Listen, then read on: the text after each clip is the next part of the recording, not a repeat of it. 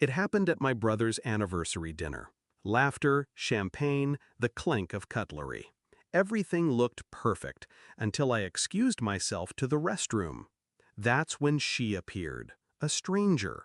She gripped my wrist and whispered, "Your stepmother has put something in your drink." Her voice was steady, urgent. I didn't ask questions, I just listened. When I returned to the table, I smiled. I lifted my glass, and with one subtle movement, I swapped mine with hers. 20 minutes later, the room gasped. My stepmother's face went pale, her hands trembling as she reached for air. Everyone was in shock. Everyone but me. Hashtag, when my father remarried, I tried to welcome her. I told myself she'd be good for him, good for us. But behind the smiles, she was venom. She made small cuts that no one else saw. Whispers to my father about my attitude, lies about my spending, accusations so soft they sounded like concern. And slowly, he started to believe her. The distance grew. She wanted me gone, erased, not just from the house, but from the will. And my father, blinded by her sweetness, let her sharpen the knife. I learned to live in the shadows of my own family, watching, listening, waiting. Her attempts weren't new.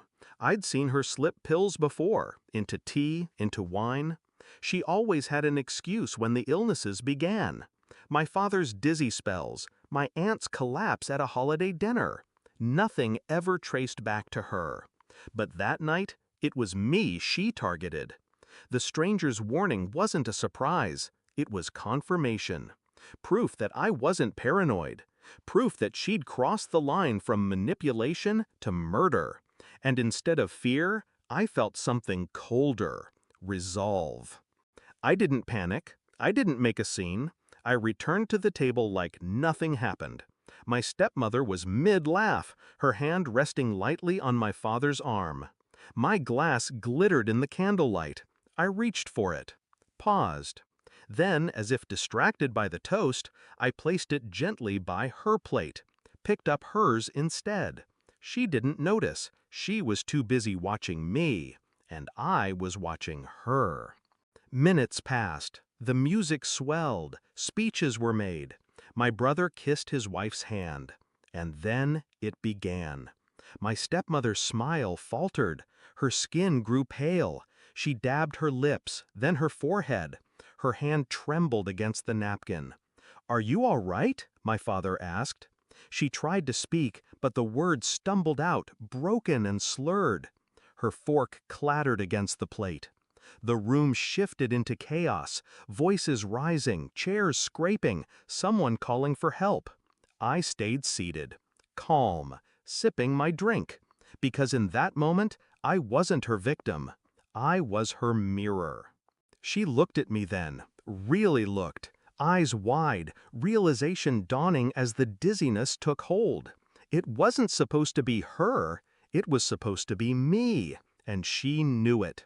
I leaned closer, my voice low enough for only her to hear.